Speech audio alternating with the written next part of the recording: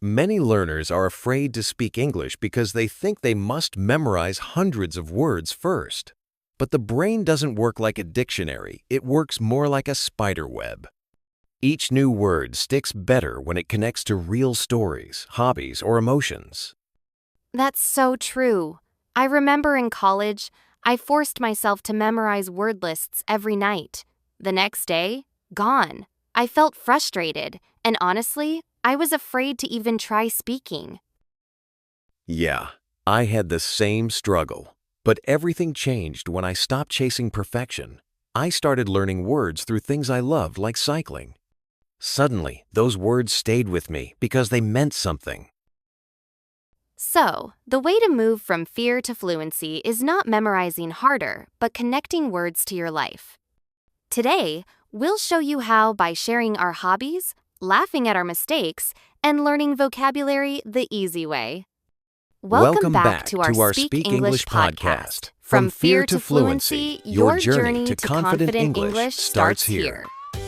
Hi everyone, welcome back to Speak English channel. I'm Anna. And I'm David. Today we're talking about how to enrich your vocabulary in an easy and fun way. Many learners tell me, I forget new words so quickly. Don't worry, that's normal. And here's the secret. Learn vocabulary in context, not in isolation. Exactly.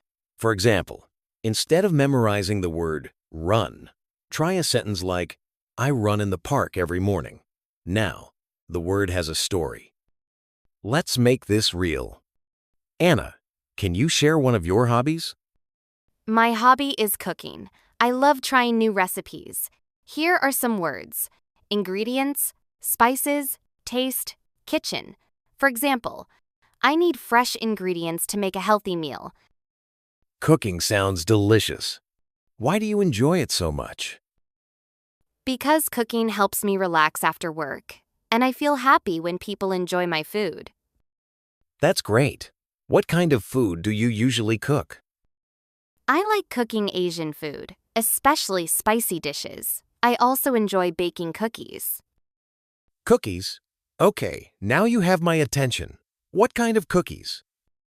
Chocolate chip cookies. They're my favorite. The ingredients are simple: flour, sugar, butter, eggs, and of course, chocolate chips. That doesn't sound too hard. Can you tell me the steps? I'd like to try making them at home. Sure. First, mix the butter and sugar until it's soft and fluffy. Then add eggs and mix again. After that, slowly add flour. Finally, put in the chocolate chips. And then bake them? Yes, bake them in the oven at 180 degrees Celsius for about 12 minutes. 12 minutes? I think I can wait that long for cookies. Don't open the oven too early. Let the cookies cook properly. Got it. So now I've learned new words: flour, butter, oven, bake, and also how to make my own chocolate chip cookies. Exactly. Vocabulary with taste. So, Anna, I told you I'm ready to try baking cookies. But now it's my turn. My hobby is cycling. Cycling? That sounds fun. Do you mean just riding a bicycle? Or something more serious? Both. I ride my bike around the city, but on weekends, I go for long rides in the countryside. It's great exercise and a way to enjoy nature. That sounds exciting. What do you need for cycling? Besides a bicycle, of course. Good question. You need a helmet for safety, a water bottle to stay hydrated, and sometimes special cycling shoes. Cycling shoes? What's special about them? They have clips that connect to the pedals. It helps you ride faster and more efficiently. Oh, I didn't know that. So it's not just about pushing the pedals, but also pulling? Exactly. You learn fast. Also, many cyclists wear a jersey, a tight shirt that keeps you cool, and padded cycling shorts for comfort. Now I understand why cyclists look like superheroes in colorful outfits. Yes, but it's not only for style. It really helps during long rides. Do you usually cycle alone or with a group? Mostly with a group. Riding together is motivating. And it's safer too, because cars notice a group more easily than one cyclist.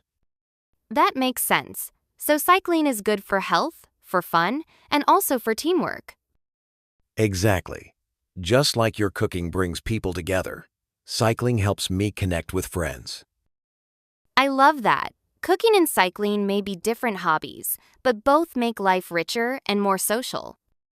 Yes, you're absolutely right. Yay! Wow, today we talked about a lot of fun things. Yes, from your chocolate chip cookies recipe to my cycling adventures. Let's do a quick recap of today's vocabulary. For cooking, we learned flour, sugar, butter, eggs, oven, bake, ingredients, recipe. And for cycling, we learned helmet, pedals, cycling shoes, jersey, shorts, countryside, hydrated. See? By connecting new words with your hobby, they are easier to remember because they are part of your life. Wow, I can't believe it. Even though we only talked about our hobbies for less than 5 minutes, I already noticed more than 10 new vocabularies. Exactly. That's the beauty of learning in context. When we share hobbies, stories, or daily life, the words stick in our brain without too much effort. Yes, and it feels fun instead of stressful. I think this is one of the easiest ways to go from fear to fluency. And when you talk about hobbies with coworkers, it builds trust. You're not only improving English, but also showing who you are as a person.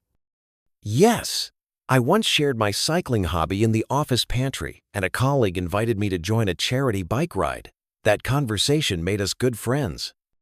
And I bonded with my team when I brought some homemade cookies. Everyone learned the word cookies very fast that day. That's the sweetest way to teach vocabulary. So listeners, try this. Pick your hobby, write down 5 related words, and then make sentences. For example, I play guitar every weekend. The guitar has 6 strings. That's your vocabulary challenge for today. Share your hobby words with a friend and use them in a conversation, or even write it in the comments. We'd love to hear your hobbies. Remember, learning English doesn't always have to be serious. It can be fun, easy, and connected to your daily life. So keep practicing, keep sharing, and keep speaking English with confidence. See you in the next episode.